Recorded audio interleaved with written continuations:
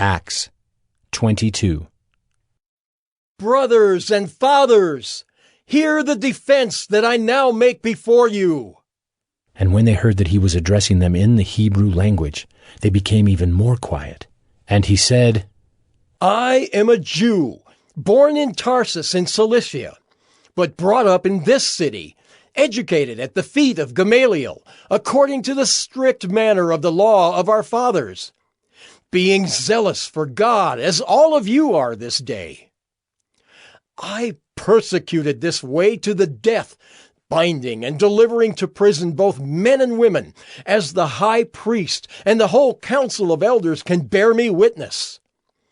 From them I received letters to the brothers, and I journeyed toward Damascus to take those also who were there and bring them in bonds to Jerusalem to be punished.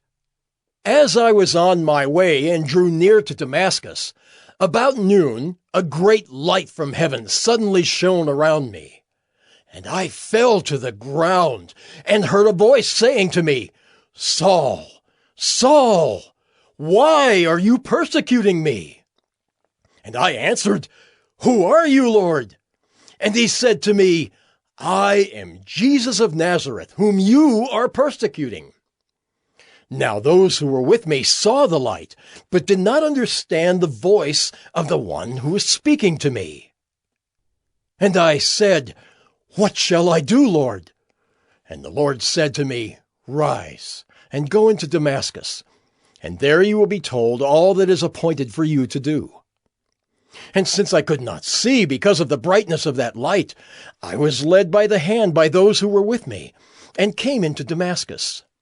And one, Ananias, a devout man according to the law, well spoken of by all the Jews who lived there, came to me, and standing by me said to me, Brother Saul, receive your sight. And at that very hour I received my sight and saw him. And he said, The God of our fathers appointed you to know his will, to see the righteous one, and to hear a voice from his mouth. For you will be a witness for him to everyone of what you have seen and heard.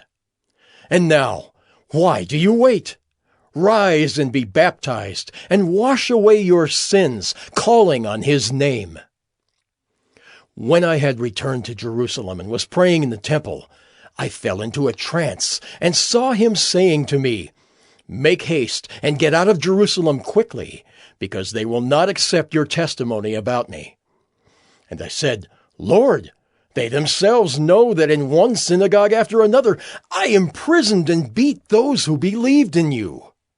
And when the blood of Stephen, your witness, was being shed, I myself was standing by and approving and watching over the garments of those who killed him. And he said to me, Go, for I will send you far away to the Gentiles. Up to this word they listened to him. Then they raised their voices and said, Away with such a fellow from the earth, for he should not be allowed to live. And as they were shouting and throwing off their cloaks and flinging dust into the air, the tribune ordered him to be brought into the barracks, saying that he should be examined by flogging to find out why they were shouting against him like this. But when they had stretched him out for the whips, Paul said to the centurion who was standing by, Is it lawful for you to flog a man who is a Roman citizen and uncondemned? When the centurion heard this, he went to the tribune and said to him, What are you about to do? For this man is a Roman citizen. So the tribune came and said to him, Tell me, are you a Roman citizen? And he said, Yes. The tribune answered, I bought this citizenship for a large sum.